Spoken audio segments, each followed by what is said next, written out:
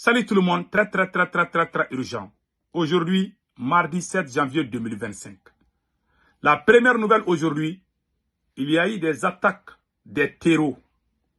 Hier, tard la nuit, dans la localité de Nioro, à la frontière entre le Mali et la Mauritanie, les terreaux sont venus en grand nombre. Ils ont fait des dégâts. Un soldat malien est mort lors du combat. Paix à son âme. Et beaucoup de terreaux ont été neutralisés. Le gouvernorat a été saccagé. C'était horrible. Je suis désolé de vous dire ça. La deuxième nouvelle aujourd'hui, le président tchadien et les autorités sénégalaises ont répondu au président Emmanuel Macron. Ousmane Sonko a donné une réponse claire. Le premier ministre du Sénégal, Ousmane Sonko, a démenti les propos du président français Emmanuel Macron.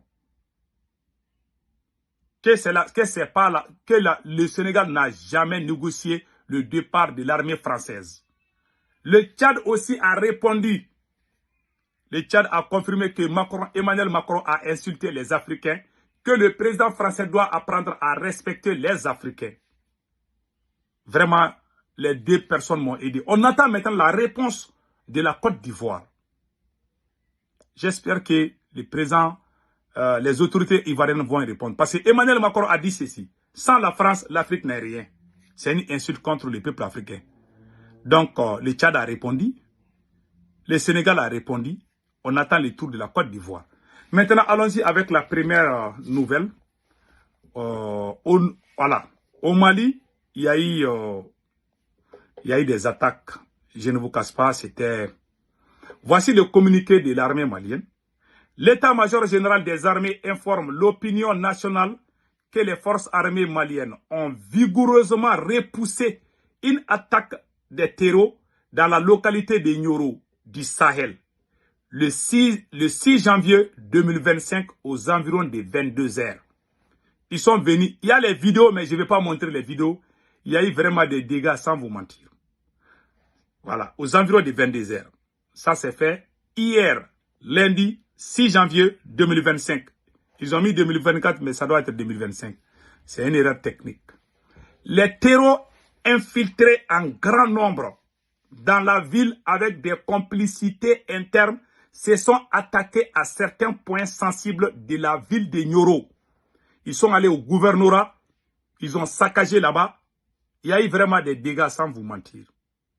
Au moment où le président Assimi Goïta tenait son discours à la télévision nationale du Mali, au même moment, les terreaux sont en train d'attaquer la localité de Nioro du Sahel à la frontière entre le Mali et la Mauritanie. Ça a été une attaque vraiment foudroyante. La promptitude des actions des forces armées maliennes a fait un bilan provisoire suivant. Un militaire malien mort au combat, un véhicule calciné. Les terreaux ont calciné un véhicule. C'est pas moi qui ai dit, hein. Ça c'est sur la page de l'armée malienne. Voilà. Donc, les terreaux ont brûlé un véhicule malien. Ils ont saccagé. Ils ont saccagé le gouvernorat, mais ça c'est pas écrit ici. Voilà. Côté terreau, 30 terreaux ont été neutralisés. 19 pistolets ont été récupérés, AK-47, mitrailleuse, PKM-01, lance-roquettes, anti-char et une importante quantité de munitions récupérées. Ils avaient même les anti-chars. Ils étaient armés jusqu'aux dents. Vous vous rappelez bien, ils ont kidnappé. Il y a 2 grands marabouts au Nioro. Ils ont kidnappé un premier marabout. On ne sait pas ce qu'il voulait faire. En tout cas, le shérif de Nioro est là-bas, il est en bonne santé. Maintenant, le vieux Amadou Tcherno Adital a été kidnappé par ces mêmes gens. Ils sont allés à Nioro encore, en grand nombre. On ne sait pas quelle était leur intention. Parce qu'on a le shérif de Nioro aussi qui est là-bas. Notre vieux père, voilà. Le shérif de Nioro, il est là-bas, en bonne santé. Qu'Allah le Tout-Puissant lui donne longue vie. Amen. Amen, Arabi. Donc, voilà un peu. Je vais lire le reste du communiqué. Je n'ai pas encore fini. La situation est sous contrôle et le ratissage continue. L'état-major général présente ses condoléances à la famille du militaire mort au combat. L'état-major général des armées salue le professionnalisme des unités engagées en minimisant des dommages collatéraux. Les détails du bilan définitif suivront.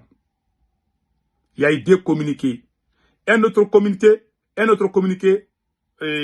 sur la page des forces armées maliennes que je vais vous montrer. Voilà. Ils ont dit que les forces armées de l'AES ont aussi fait la victoire ensemble. Voilà. Que l'état-major général des armées informe l'opinion que les forces armées maliennes maintiennent le rythme de destruction des moyens logistiques des groupes armés terreaux.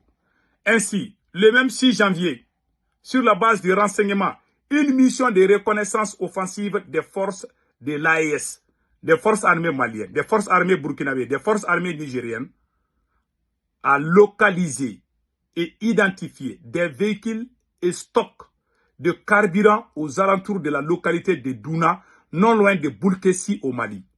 Immédiatement, ces équipes et installations sont successivement ciblées et détruites avec efficacité grâce à une action coordonnée d'une extrême précision.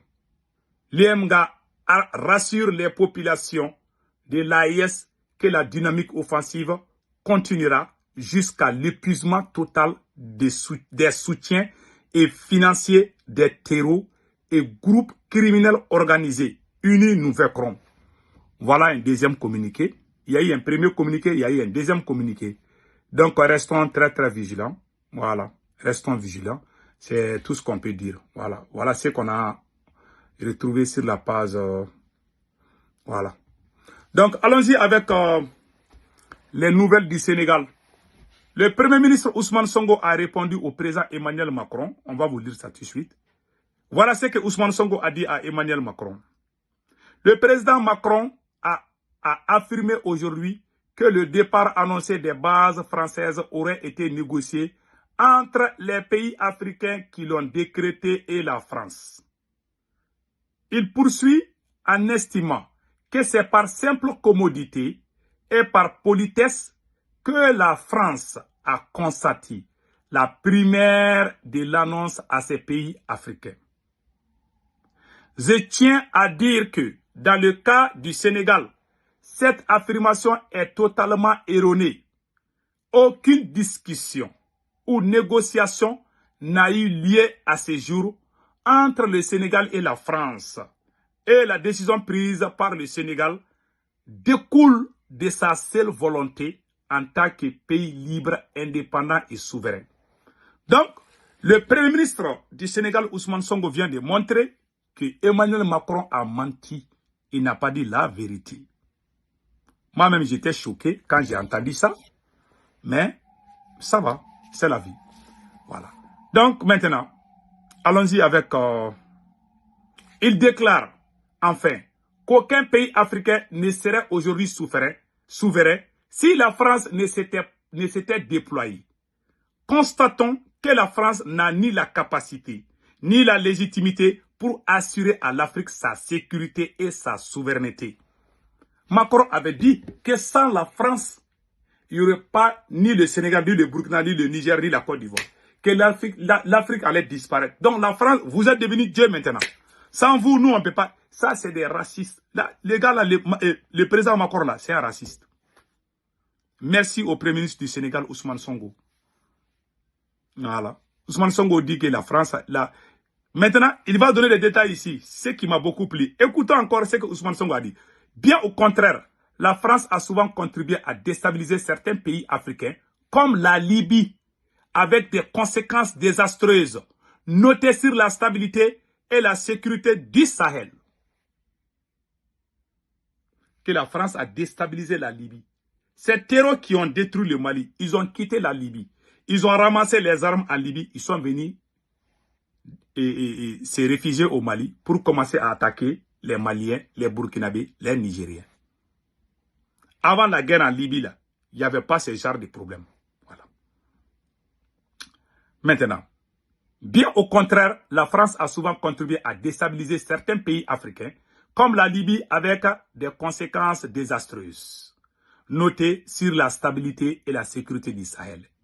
C'est enfin le lieu de rappeler au président Emmanuel Macron que si les soldats africains appelés tirailleurs sénégalais, quelquefois mobilisés, des forces maltraitées et finalement trahies, ne s'étaient pas déployés lors de la Deuxième Guerre mondiale pour défendre la France, alors celle-ci serait peut-être aujourd'hui encore allemande.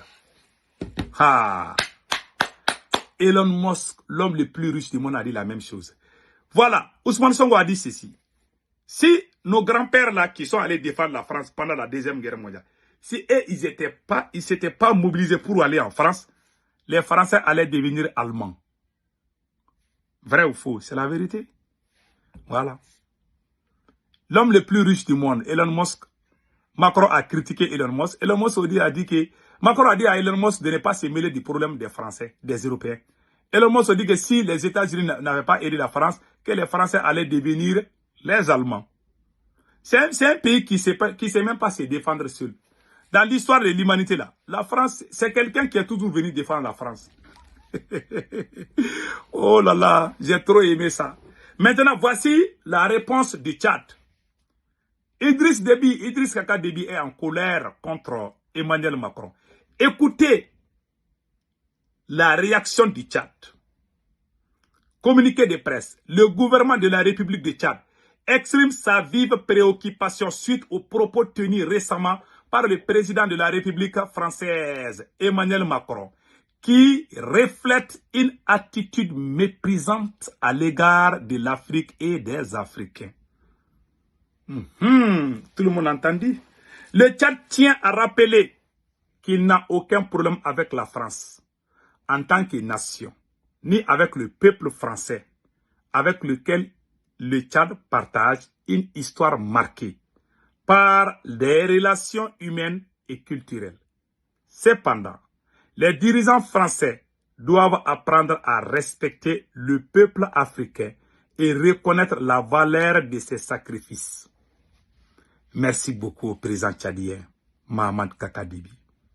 L'histoire atteste que l'Afrique, y compris le Tchad, a joué un rôle déterminant dans la libération de la France lors des 2 guerres mondiales. Un fait que la France n'a jamais véritablement reconnu. Les sacrifices imminents consentis par des soldats africains, communément appelés des tirailleurs sénégalais, pour défendre la liberté, ont été minimisés et aucun remerciement digne de ce nom n'a été exprimé. Macron dit que les Africains n'ont pas dit merci à la France. Est-ce que la France a dit merci aux Africains qui sont allés défendre la France pendant la Deuxième Guerre mondiale? Au retour au Bercail en Afrique, certains de ces tirailleurs sénégalais ont été maltraités, massacrés par les gendarmes français.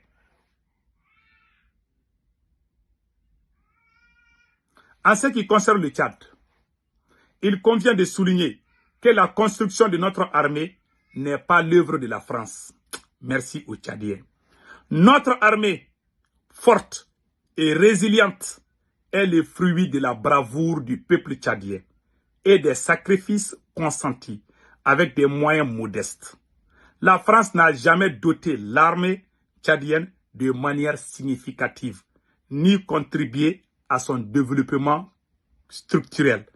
En 60 ans de présence, marquée par des guerres civiles, des rébellions et une instabilité politique prolongée, la contribution française a souvent été limitée et a des intérêts stratégiques propres sans véritable impact durable pour le développement du peuple tchadien.